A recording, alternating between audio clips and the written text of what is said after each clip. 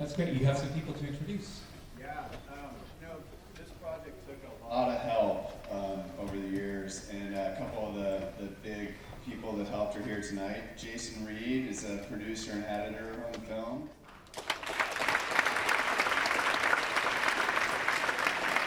And Andy McDonough is one of the producers on the film. And there's someone here who's a local that we'd love to bring up on stage, Mike Duffy, who many of you probably know, Spanish local. Mike's known Fred longer than any of us, and is a really close friend of Fred's. Great. Well, perhaps there are some questions. Well, maybe I'll get things started while you're gathering your thoughts, but just asking about when you first met Fred, and if you were a climber reading his books when you were much younger, or what's your own story in relationship? Yeah, so I'm a climber and mountaineer, and I knew kind of the folklore surrounding Fred, and was always really interested in people that were sort of the pioneers of the sports that I love to do. And Fred is just there's like campfire lore about Fred Beckey everywhere, and so I'd heard the stories, and he was going to be he would be the absolute perfect subject for a film. And so I actually knew somebody that knew Fred and pitched him on the idea of making a movie, and his first reaction to me was, why would anyone want to see that? He's the most humble person you can imagine, and he's always looking forward, he's never looking back. So and that was actually even more intriguing to me, is that he's somebody that just didn't care about what he'd done, it's more about what he was going to do. Any other questions? We'll start here, please. What do you think was the breaking point when you finally agreed to do it? Because I've known Fred for a long time too, and Well, just rephrase the question. So you tried to make a film with Fred, and he refused you at that time. So the question is, okay.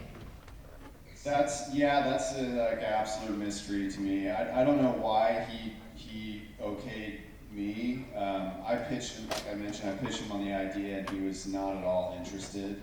And then I ended up just spending, over the next year, it was a course of a year, I spent a lot of time with Fred climbing and just getting to know him, and I never ever even brought a camera out. And we didn't talk about it, and I think a relationship was built just as climbing partners. And it was probably just luck more than anything, timing. Maybe you weren't, or whoever wasn't pitching him at the right time. So Fred obviously went back and forth across the border a lot. We know you have, but what about the rest of you? Have you spent much time in British Columbia climbing? Mike should talk about all the time Fred's crossed the borders. That's a lot, yeah. But Andy comes up a lot with Fred's skiing over last winter. This winter we had much skiing. We actually got him in his boots and into his binding, and that's about it. I'm gonna do it. No, the snow was too bad. But no, this summer, actually, Fred was up. Probably people that live in Squamish, we had Fred up this summer in a smoke plus. We had a key to the gate to get into the gate, the upper smoke plus parking lot, and got within from here to the wall to the crag and got him up there. He's still up there doing it. We have trips. We have a trip planned to Smith Rocks and Thanksgiving, and we're going to Garhwal, India next spring. He's still out there. Pretty awesome to see. He's a pretty inspiring guy. I mean, just at his age, just to get out of the house is incredible. Just to go rock climbing, it's unreal. He's still out there. He couldn't be here this weekend. He's been all over the place, and he's tired. He's 94, so old age is catching up. But yeah, he's still doing it. We're still planning tons of trips, and yeah, it's still on. I would just say the trip from Seattle up to see Mike and friends up in Squamish is plenty of time where he can cycle through the same 9 subjects about 28 times. And he just keeps going and going and going, but you know, the trip goes pretty quick before you know it, you're here.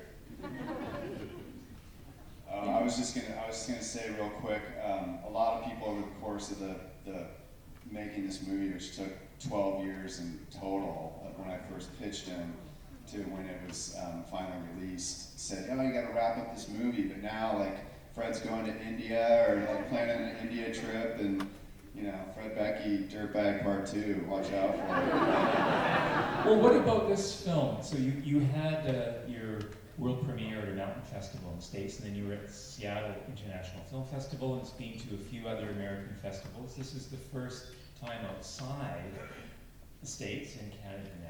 So what's the future? Is there distribution, broadcast? Yeah, we spent a lot of the summer since the premiere working on the deal. As you saw, Patagonia is our title sponsor, so they're actually going to be taking it out on tour in 2018. We're going to Mill Valley Film Festival in Northern California next weekend, and we're in probably another dozen film festivals in October, November, December, all over the world, many in Europe and various mountain towns. And then we'll be taking it out on tour, on a smaller tour in January, February of next year. And then we hope to have the film out and released by probably March, April of 2018. We're still figuring out our distribution plans. We have some options, but it will definitely be out and be widely available to everyone, so everyone can learn about Fred Beckey and learn about the legend of him and his climb. I first saw it on a small screen, but you miss a lot. It's just so great. Hopefully people can see it in a movie theater. Yeah, and we've had just a tremendous outpouring of communities of climbers and other people that want to. We've had over 100 requests for screens, a lot up here in British Columbia and throughout the Northwest, but all over the place. You know, I think there's a lot of universal truths in the story, and we're hoping to get the film to all the core communities, but also get it out there to a wider audience so people can learn from his story. Are there questions? There's a couple now. Let's start here, please. When the classic thing is, you don't call Fred, Fred calls you. So what was it like to film with him? How was it to like schedule time with him and get him to like sit down and actually like give you a voiceover? How do you work with him? People generally hear the question, or shall we repeat it? Yeah. It's just generally more details on what it was like to work with Fred. Yeah, I mean, you probably noticed in the film that the cinematography is not world class. It's Fred never wanted a camera pointed at him ever, so there's not a single shot that's been set up in the movie other than I did get him, pinned him down. I had him trapped in my house and pinned him down to an interview. But other than that, like literally, it was just we would whoever it was, me or anyone else that was with him at the time. If he started talking or doing something, we often like just set a camera off to the side and like hoped we caught him in frame and we'd get something. And because he, I don't know how many times I heard Fred say, "What are you doing? Don't point the camera at me. Like don't film me right now." So it was just, yeah. So it wasn't like the easiest subject to work with for sure. You had a question, please. I was just wondering if Fred had given you any feedback on the movie. What did you think of it? What does Fred think? Yeah, we made the conscious choice, all of us, like not to show the movie to Fred. for a couple reasons. One, we wanted him to make sure that he came to the premiere, and we wanted him to like feel the love of the audience. And the other thing is, we knew that if we'd shown him a cut of the movie prior to that, he'd be like, "Well, why do I need to see the movie? I've seen the movie. Why would I go to the premiere?" So he, I don't know about you guys, but it was at Telluride Mountain Film that it premiered, and I'd seen the movie, God, I don't know, hundreds of times through the edit, and so I didn't watch the movie. I watched Fred, and he was just like mesmerized on the screen, which is a really like my proudest moment actually, is just to watch him like transfixed on the actual images in the movie. So it was, and he you know, he had a couple comments. He wanted us to take out some of the shots of him being older, but you know, and he would always say, like, why are you, you know, he couldn't understand, like, and he's to this day couldn't understand why I would ever shoot anything when it wasn't climbing, you know. So. Is there a question back? Yes, very back, please. Has Fred had his driver's license revoked yet? Yeah, it should have happened a long, long time ago, but I don't know if any of you guys, I'm sure there's people in the audience that have driven with Fred, and it's a super, super dangerous thing. Way more dangerous than climbing. But it was hard, and it's something I was hoping we could cover more in the movie, but it's just tough to do, but it's you know, taking your independence away in a sense, and that was a super hard thing for Fred because he was constantly on the road traveling and on his own schedule, and he became dependent on other people, which I think we can all relate to, and that's something we all are going to have to deal with. But He enlisted a few attorneys to try and help him get his driver's license back. He tried it in Washington and Oregon separately with a few different people, but yeah, he didn't want to really let go of that independence. Are there any hands out there? Yes, please. That was that brief little clip about that plane crash, you allegedly found treasure or something. Is that true, or? Well, the plane crash did happen, and that. But if you look really closely on that newspaper article when you get your DVD or pause it, and you can, and maybe you caught it really quickly, but it says a group of mountaineers recovered valuables and other things from the plane crash in articles. So he definitely went up there many times. We talked to people who went up there with him. Now his climbing partners didn't see any of those treasures, but Fred had also potentially gone up there and scouted it out before them and then brought them back. And I think there was a rumor of someone who had like a money belt that had $10,000 in it or something, which in those days was definitely a lot of money. And we can't confirm or deny it, and Fred certainly doesn't want to admit it. So I think he found it. I see a couple of hands up top. Let's start there, please. I just was wondering about your research process. It feels like you created a really coherent and cohesive narrative. And I was wondering how you went about doing that. Yeah, I mean, the one thing that we were super lucky in this project is Fred is like a meticulous researcher himself and archivalist, so he kept literally everything, like all the newspaper articles, any trip he ever went on. If he didn't take the pictures himself, he got the pictures from his partners, and he had all that material. He started journaling when he was like 5 years old, and but on that same token, like, he didn't reveal all that to me immediately. Like, he unveiled it over time, and I don't know why exactly. I guess maybe like a trust thing. But so, you know, like 6 or 7 years into the project, all of a sudden I learned about a box full of journals that I had no idea existed. And but so we were really lucky to have all the material, which you know, teaming up with Jason and other editors and stuff was huge, because it was a matter of trying to figure out how to, you know, creatively tie that into the movie in a cohesive way. And the other question, please. well, and one other thing we also we reached out to the community, and people such as Scotty's daughter came back and gave us the letters that Fred had written. So just when we thought we found everything, things kept surfacing. And yeah, and there's some people here tonight that gave us some footage that we ended up using in the film, and it just was really cool to have these extra elements. We went over to Fred's house many times and dug around his closets and his shelves, and actually the entire Lotse section was built on a box of glass plate negatives we found in the bottom corner that had never been digitized or seen, and we found that, and it took 2 hours to convince Fred to let us leave the house with him. We finally did, and then he hounded us for weeks until he got him back. But yeah, it was a process that things kept revealing themselves over the years. Please. Did Fred show any emotion or pride when he won the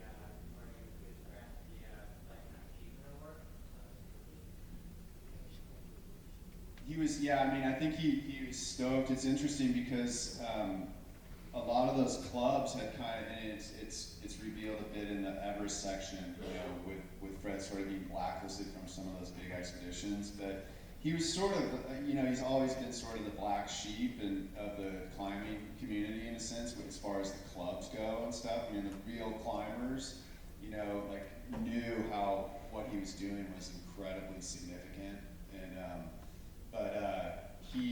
so it's kind of ironic in a sense that like late in life, all of a sudden he started getting recognition from the same clubs that hadn't necessarily welcomed him in as much, but he was definitely, yeah, he's super stoked. I mean, he's a bit stoical in that sense, even.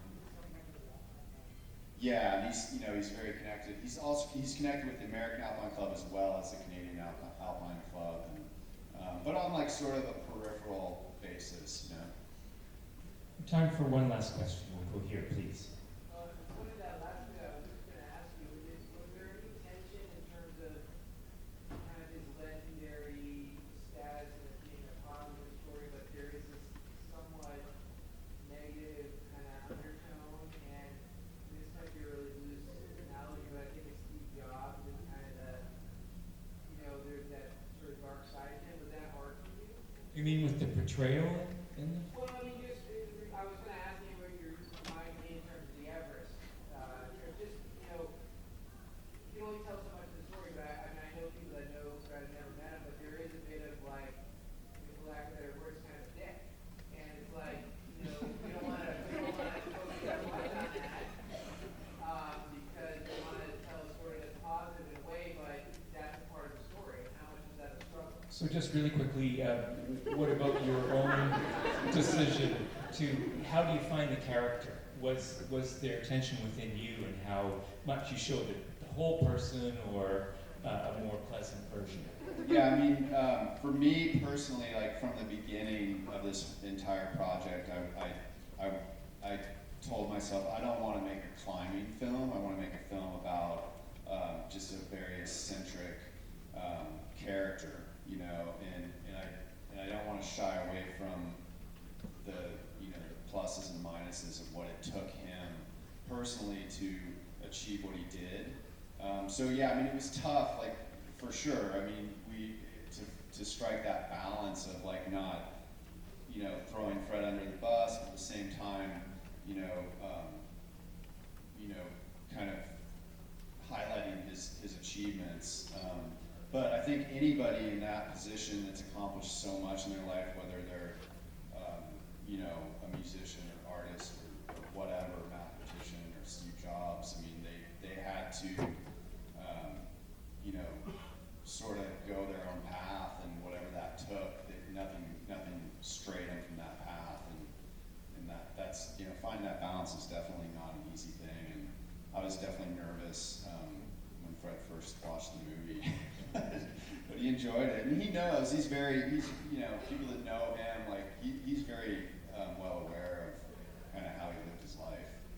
So maybe it would be appropriate for us to ask you to convey Vancouver's appreciation to him. Please do when you talk. And thank you for the film, and thank you for being here.